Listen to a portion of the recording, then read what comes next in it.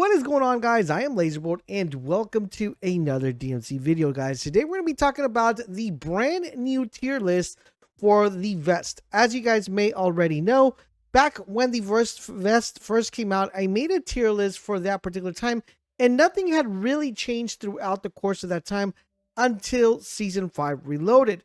There was always a bit like, kind of like trying to figure out what was the best place. Some people would say tempered. Some people would say medic. I was personally a medic guy. I would tell you guys all the time, medic is the best way to go if you're playing as a team. If you're playing solo, then yeah, tempered does have an advantage overall.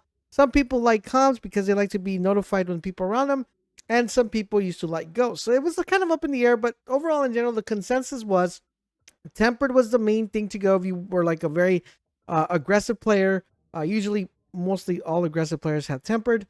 And if you guys were a little bit more conservative, it was either leaning towards a ghost vest or a comms vest. A lot of people preferred comms vest, especially if they were solo. But guys, the meta has changed and we need to talk about it. So if you guys want to find out what the S tier vest is this time around for Season 5 Reloaded and maybe moving forward, then you're definitely going to make sure you want to watch the rest of the video. I'm also going to tell you guys the most effective way I have of getting these vests. In addition to that, I'm going to tell you guys what the barding system is and what places you should avoid where you probably won't have a chance crafting some of the vests. So if that sounds like something you're definitely interested in, a like would be greatly appreciated. And don't forget, guys, we stream every day helping you guys not only get vests, but completing your missions in DMZ. Links are down below to our YouTube, Twitch, and Kick. So stop by, hang out, and see what's up. So let's go ahead and get started with the 4 different vests that we have and tell you guys how you're going to be able to make them and what I believe the best way to do it. And then I'm going to break down each individual one and tell you the pros and cons and why I believe the one I'm going to mention is the best one. So let's go ahead and start off with the bartering. So quick thing with bartering, there's only 2 main places that you're going to be able to do the majority of the vest. If you go to Ashika Island, guys, you're only going to be able to do 3 vests, so you're going to be short doing 1. So in Ashika Island, I'm not going to tell you the recipe, but all I can tell you, so you could only do a comms vest, you could do a medic vest, and you could do a tempered vest. I'll probably put, I'm going to put the recipe up here for you guys. So for the comms vest, you need encrypted hard drives. For the battery and soothing hand cream. For the medic vest, you're going to need bandage, liquor, and a watch. And for the tempered, you're going to need classified documents, sensitive documents, and just regular documents. As you see right here on the image, it tells you exactly how many you need of each. Now, if you're trying to get a ghost vest, you won't be able to get one from here. Now, if you guys are talking about Vondel, in Vondel, once again, you could only get 2 vests, which is going to be the comms vest and the medic vest. And that's going to be encrypted hard drives, a battery, and soothing hand cream. And then bandages, liquor, and a watch. Similar formula, but you're only able to get 2 vests. Now, on top of that, you also have Billing 21. I'm going to mention it because some of you guys might want to barter here, which I probably wouldn't recommend. But if you guys want to do it, go ahead. You're going to be able to get 3 plates, which is the comms vest. Once again, encrypted hard drive, battery, and soothing hand cream. Same thing. For the medic vest, bandages, liquor, and watch. Same thing. And for the temper plate, classified documents, sensitive documents, and documents. Same thing as far as recipe. Now, the 2 places I want to mention is Al Mazrah. Now, for Al Mazrah, you're able to only get 3 plates. Yes, I don't know if you guys do it. A lot of people think you get all 4 of them, but you can only get 3. You can get the comms, the medic, and the ghost vest. Now, for the comms vest, same thing, encrypted hard drive, battery, soothing cream. For the, the medic vest, bandages, liquor, and watch. And, of course, the coast is going to be encrypted USB sticks, comic book, and game console. That's if you want to get a ghost vest. Now, the last thing we're going to mention is the Koshi Complex, which is my personal place to get any vest. If I were to give you guys my second option to get vests, it would be the Koshi Complex. Super simple. All the 4 vests are there. And you could get these really fast. So we got the server tape, right? And the formulate, that's going to give you a comms vest. You're able to get a 3 medic vest with a tattered lab note and a delta board. So 2 delta boards. You could get a stealth vest, a ghost vest with a chlorine and server tape black. And you could get some acetic acid and that will give you a template. So you get all 4 of the vests here. I personally would recommend do your vest in Koshi. Because if any vest you want, you're going to be able to get it there. Now that you guys know what you need to barter, what is the first method I recommend of getting these vests? I would recommend, instead of crafting them, to just get them off the bosses that drop them. So who drops what? So for the comms vest, guys, if you kill a bomb maker in Ashika, he drops one, so you don't even need to craft it. You just pick it off from If you're trying to get a medic vest, you could kill the chemist. He will drop of course, the medic vest, and you could just get it off him. For the ghost vest, you could get that off Building 21 every weekend. The Velican drops the ghost vest, and you picked it up, and you're ready to go. Now, for the temper plate, what I would recommend is killing the pyro. The pyro jumps a temper plate, so that way you guys are able to get your plates from any of these characters, and you should be good to go. That's the way I would recommend doing it. If you need to get kitted up, just kill the bosses and get the plates, and you're set to go.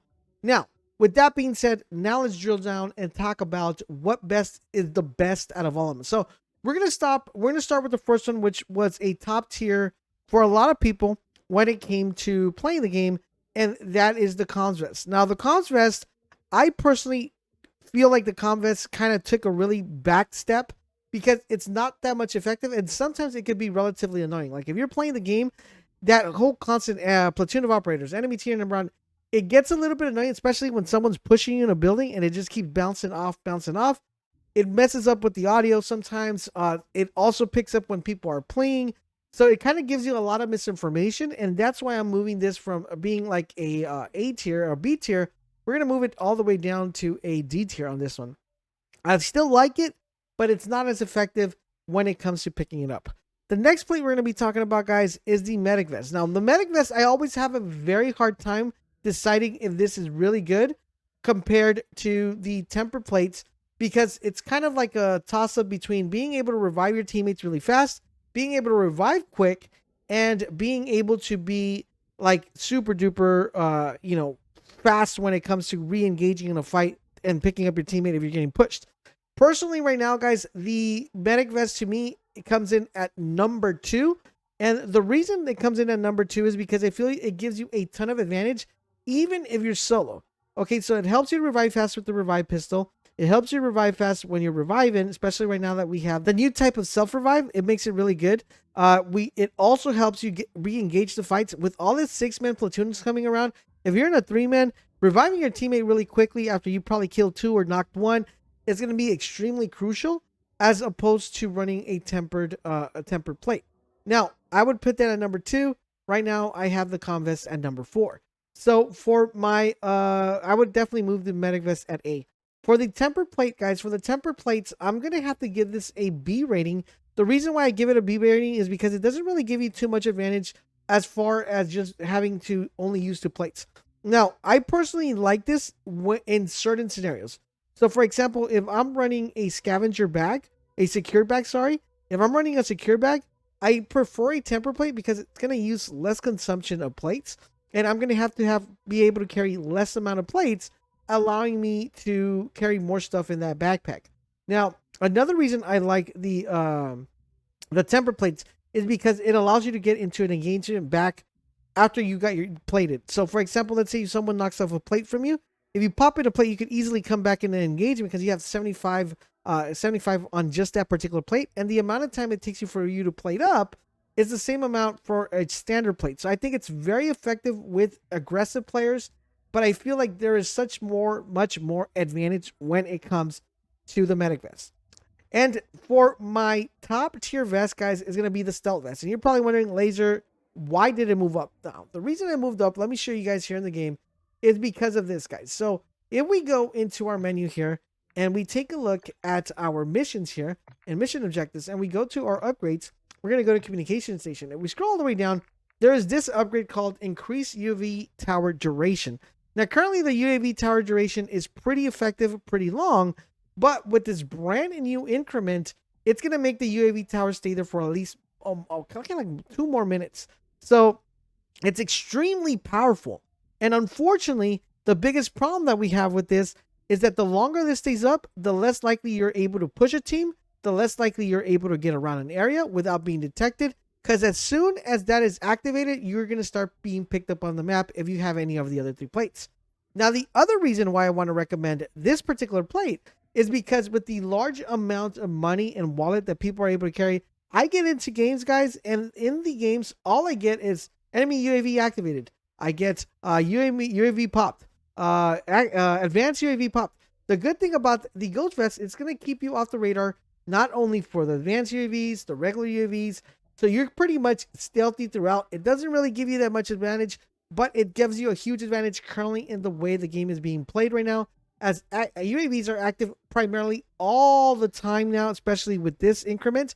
And in addition to that, you have a lot of teams running around with UAVs and advanced UAVs, platoons, and you definitely want to stay around, out of the radar. Like if you're watching the gameplay I'm showing you guys right now, I was able to pull this off only because I had a stealth plate. There was no way I would have been able to pull that off if I had any other plates, because they popped the UAV, they popped in a advanced UAV, and they would have been able to know exactly where I was at, and I would not have been able to pick up my teammates back up and re-engage this battle if I did not have a Ghost Vest.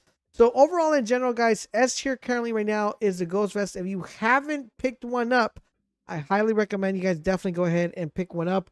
And I'm telling you, best way, kill a Velican or just go to Koshi and get yourself some stealth plates. And there you guys have it. We have a brand new winner within the vest. If you guys need help with anything in DMZ, don't forget we stream every day here on YouTube, Kick, and Twitch. Links are down below. Thank you guys for watching, and I'll catch you guys on the next one.